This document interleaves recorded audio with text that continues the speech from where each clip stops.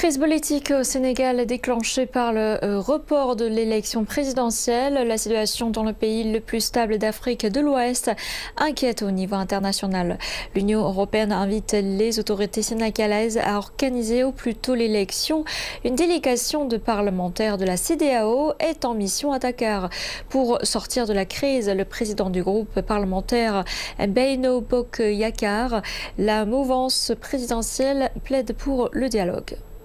Vous savez, le dialogue national est un mécanisme bien sénégalais pour régler énormément de problèmes. Depuis 1960, le président de la République, quand il est à la tête d'un pays, a toujours appelé au dialogue pour essayer de régler les problèmes. Ici au Sénégal, quand il y a eu des difficultés sur le plan électoral, sur le plan même social, sur le plan syndical, on fait recours toujours au dialogue pour essayer de quand même régler certaines difficultés. Entre organiser des élections pour aller à un chaos et reporter la date des élections pour avoir un pays calme, paisible, le président de la République a choisi qu'on décale les élections pour avoir un pays avec des élections libres, transparentes, démocratiques, apaisées et inclusives. Et je pense quand même qu'il faudrait que les gens comprennent que le Sénégal est un pays souverain, que le Sénégal est un pays de dialogue, comme je l'ai dit, et que le Sénégal est une démocratie majeure avec des incohérences qu'il faut travailler à parfaire, mais nous ne sommes pas là aussi pour fermer la porte à l'international. Nous écoutons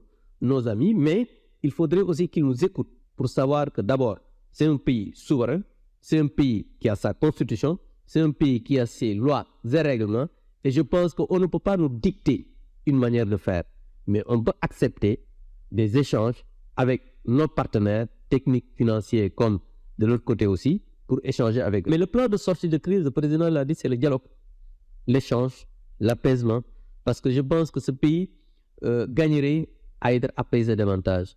Un homme politique sérieux ne devrait pas travailler à ce que ce pays-là puisse être à feu et à sang, parce que ça n'arrangera personne. Si le Sénégal demain est brûlé, ça n'arrangera ni les hommes qui sont au pouvoir, ni les hommes qui sont dans l'opposition, encore moins les populations aujourd'hui qui sont en train de travailler dans un pays où le président de la République a fait de sorte que pratiquement on est sur les rangs de l'émergence. Donc travaillons à apaiser la situation, parce que comme je vous l'ai dit, la solution de sortie de crise, ce n'est rien d'autre que de se mettre autour d'une table, faire un dialogue constructif avec quand même des acteurs responsables pour qu'on puisse avoir des élections apaisées, quand même transparentes, démocratiques et inclusives.